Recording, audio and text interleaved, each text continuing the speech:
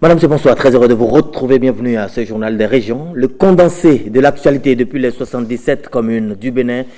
Nous allons souhaiter tout simplement bonne période de carême à tous les musulmans du Bénin et de Parakou. Parakou justement où le conseil municipal veillera désormais au grain par rapport au financement et au suivi des projets et infrastructures qu'il réalise.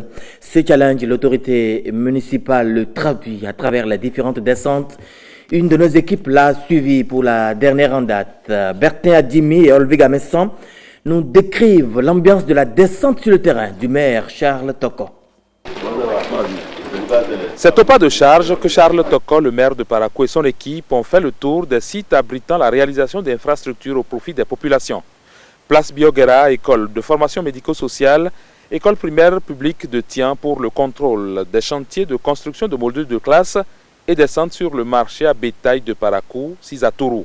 Un déplacement qui valait la peine. Avec ce qu'on voit, on ne pourra que remercier l'administration qui a voulu au moins que ce parc-là réponde aux normes. Aujourd'hui, nous avons la guérite, on a 2 quais, on a le poste de contrôle, on a le bloc administratif, on a des toilettes. Toutes ces commodités impactent positivement à la fois les transactions et les usagers du plus grand marché à bétail du Bénin. Le quai de contrôle qui est là-bas, si les animaux viennent, les animaux qui nous viennent par exemple des pays de l'Interland, les vétérinaires vont vérifier pour quand même que la population ne consomme pas la mauvaise viande ou bien une viande infectée. Ça c'est un premier point. Nos recettes que nous faisons, les opérations que nous exerçons à l'intérieur du site seront aussi sécurisées parce que les points seront faits à l'intérieur des bureaux et tout sera aussi sécurisé. L'objectif que vise la mairie de Parakou en finançant la réalisation de ces infrastructures est noble. Au-delà de sa modernisation, c'est de permettre à la mairie, n'est-ce pas, de se faire des recettes pour alimenter son budget. Voilà pourquoi nous avons mis à disposition ici quelques hangars et surtout le bloc administratif pour suivre le fonctionnement du site. La communauté Peul, d'abord ça n'a pas été facile qu'ils acceptent quitter Guéma pour venir ici, c'est chose faite. Et il fallait donc leur apporter un certain nombre de commodités. Progressivement, nous allons leur apporter toutes les infrastructures pour une vie permanente ici. Troisième ville à statut particulier, Parakou, à travers ses investissements structurants, compte ravir la première place dans les transactions de bétail au Bénin. Les archives constituent une importance capitale pour un individu, une famille, une société, et pourquoi pas tout un pays. La mairie de Parakou l'a si bien compris. Eh bien, un bâtiment unique pour abriter l'état civil et les archives municipales vient d'être érigé à Parakou. Initiative de l'autorité municipale, le joyau construit avec l'appui du gouvernement a été inauguré et reçu provisoirement. Bertin Adimi Olvega Benson nous situe ce bâtiment et son importance. Le bâtiment qui abritera sous peu le service de l'état civil et celui des archives municipales de Parakou est implanté dans l'enceinte du 2e arrondissement de la ville. Ce joyau, composé de plusieurs bureaux, a coûté 78 126 385 francs CFA, prélevés de la ligne non affectée du Fonds d'appui au développement des communes, exercice 2016. L'entrepreneur a, n'est-ce pas, respecté, n'est-ce pas, les clauses de son contrat, ce qui nous amène donc à prononcer, n'est-ce pas, la réception provisoire de ce bâtiment en attendant que d'autres clauses entre lui et la mairie ne soient conclues pour permettre de prendre en compte de façon définitive les besoins de la mairie. En attendant, il faut déjà se réjouir de l'existant. Ce bâtiment flambant neuf qui sera équipé d'ici là. Vous avez vu le pragmatisme du maire au niveau de ce joyau-là. Les populations, désormais, vous n'allez même plus à vous perdre.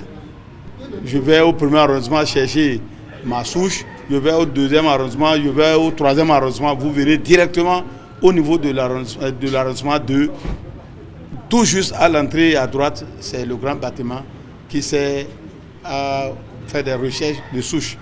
Et pour faire les cartes d'identité, toutes les pièces sont au niveau du 2e arrondissement. La centralisation de toutes les formalités administratives liées à l'état civil et aux archives municipales participe d'une vision de développement à saluer. C'est une initiative très louable et je voudrais donc remercier les autorités qui ont fait l'option de construire, de réaliser cette infrastructure-là. Parce que pendant longtemps, les gens se sont plaints, bon, il n'y a pas une salle des archives, les archives sont en désordre, n'est-ce pas, etc.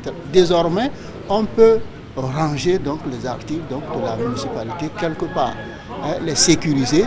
Un bâtiment tel que celui-ci, ça permet donc de sécuriser les archives, ça permet de les conserver longtemps. Du rêve, l'idée de doter Parakou d'un service des archives modernes et dynamiques prend ainsi corps et l'autorité municipale s'en félicite. Au début, j'avais été un incompris quand je disais qu'il fallait décentraliser les archives, il fallait décentraliser les états civils, il fallait une direction spéciale pour s'occuper des états civils. Les gens ne me croyaient pas. Voilà que c'est fait aujourd'hui. Nous avons un bâtiment flambant neuf qu'il faut remercier d'abord le gouvernement du président Patrice Talon, parce que sans les VADEC non affectés, nous n'aurions pas pu faire ce joli bâtiment. Nous lançons un SOS à tous nos partenaires, le FUNIAP, la coopération suisse, la GIZ, pour leur dire le bâtiment c'est beau. Nous avons déjà relevé ce défi. Nous allons aussi relever le défi de numérisation des états civils de la ville de Parakou. Ce challenge dans le viseur, l'autorité municipale et son équipe entendent maintenir davantage le cap. Une centralisation et une numérisation à saluer et à recommander à toutes les 76 autres communes du Bénin. Sur un tout autre plan avec cette interrogation, faire de l'alphabétisation un maillon important dans le développement d'une nation, comment s'y prendre? Le Bureau des projets de développement et des œuvres sociales, en abrégé BUPDOS, en fait une priorité car 159 apprenants des langues Guin et Sakwe ont subi ce jeudi l'évaluation finale marquant la fin de leur formation. Les CG1 de Zungbonu et de Komen dans le Mono ont accueilli les candidats, mais aussi divers responsables en charge de l'éducation. Firmin Bassao et Michael Noati nous informent des activités de cette phase liminaire. Phase d'entretien avec les candidats suivi de chants et prières de bénédiction.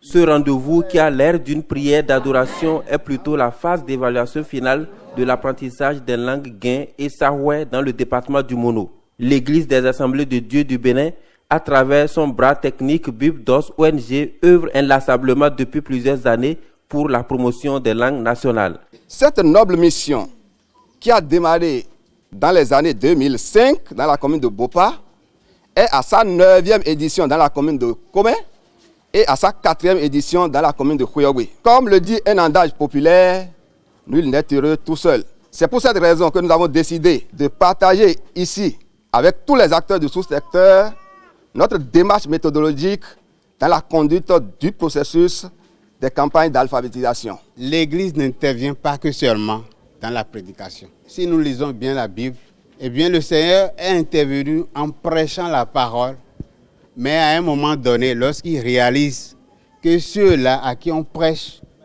sont fatigués, ils ont faim, il fait quelque chose pour leur donner satisfaction. C'est dans ce sens que l'Église des Assemblées de Dieu a créé BUPDOS pour que cette institution s'occupe de tout ce qui est matériel, tout ce qui est œuvre sociale, tout ce qui est développement. Les 459 candidats répartis dans les CEG de Zungbonu et de Kome sont évalués dans plusieurs disciplines, dont la compréhension de texte, la dictée, la mathématique, gestion et la communication écrite. C'est un défi que le gouvernement s'est lancé d'améliorer le taux de personnes alphabétisées dans le pays. Et cela se fait avec l'accompagnement des opérateurs privés d'alphabétisation et des ONG de la place, en particulier BUPDOS ONG. 20 ans déjà que l'Église des Assemblées de Dieu intervient principalement dans le département du Mono en matière de développement. L'artisanat, la santé communautaire, l'éducation et le droit de l'enfant, l'entrepreneuriat et même la microfinance sont entre autres domaines dans lesquels agit BUPDOS ONG. On vient à Cotonou avec cette nouvelle en plus brève. À Cotonou qui a abrité ce vendredi 31 mai 2019 un séminaire au profit des cadres de l'administration publique de l'Atlantique et du littoral. Les participants sont réunis autour du thème citoyenneté, management et leadership, responsabilité des membres de la conférence administrative départementale dans le pilotage des réformes pour une administration de développement. Fin de citation. La formation a duré une journée et est initiée par l'Infosec, l'Institut de formation sociale, économique et civique.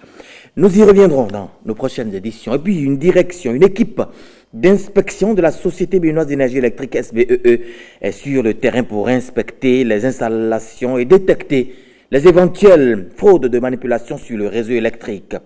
Ghislain Pouga nous informe sur l'objectif visé par la SBEE. La SBEE en visite chez ses clients. Objectif, détecter des cas de fraude et de vol d'énergie éventuels, sensibiliser la clientèle sur les mesures de prévention et réparer les dommages constatés qui sont liés au dysfonctionnement de certains compteurs électriques. Au cours de sa ronde, l'équipe d'inspection de la SBEE est tombée sur un cas de fraude à Akpakpa-Agbodjedo. Ils sont branchés directement sur le réseau. Donc la consommation est illimitée sur les deux phases. Ils peuvent consommer jusqu'à 1000 kWh par jour. Rien ne peut enregistrer ça. Et j'ai constaté vraiment que c'est une fraude. Et je crois qu'on ne fera plus vraiment pas cadeau. Parce que ce qui se passe, il y a des pertes énormes sur notre réseau. Et ce que je viens de voir ici est vraiment grave. Un autre cas de fraude est découvert toujours à Akpakpa. À notre arrivée, le compteur avait son écran effacé. Le client a toujours l'énergie qui lui permet d'alimenter son usine de fabrique de gaz. Donc toutes les questions qu'on lui a posées, il nous dit qu'il ne maîtrise pas ce qui a été fait. Alors que quand on ouvre, on voit que la languette qui permet de faire fonctionner le compteur en mode fraude a été soigneusement attachée avec un fil de fer. Et le capteur qui est à l'intérieur du compteur ici, on a introduit un élément, un corps étranger pour le maîtriser et avec du superglue, on l'a calé sur une position de qui permet de laisser passer le courant sans achat de crédit. Pour ceux qui sont reconnus coupables de fraude, voici ce qui les attend. Lorsqu'on détecte, on arrive à appréhender un fraudeur, la première des choses, c'est d'abord de suspendre l'énergie. Ce qui reste, c'est la voie judiciaire ou enfin la voie de règlement à l'amiable. Parce que la SBE étant une société commerciale, elle offre aussi toujours cette possibilité à sa clientèle. Lorsque nous ne prenons pas dans la voie à l'amiable, celui qui reconnaît en fait le forfait et qui veut s'engager à réparer les dommages, la SBE met alors ce que nous appelons une facture de redressement.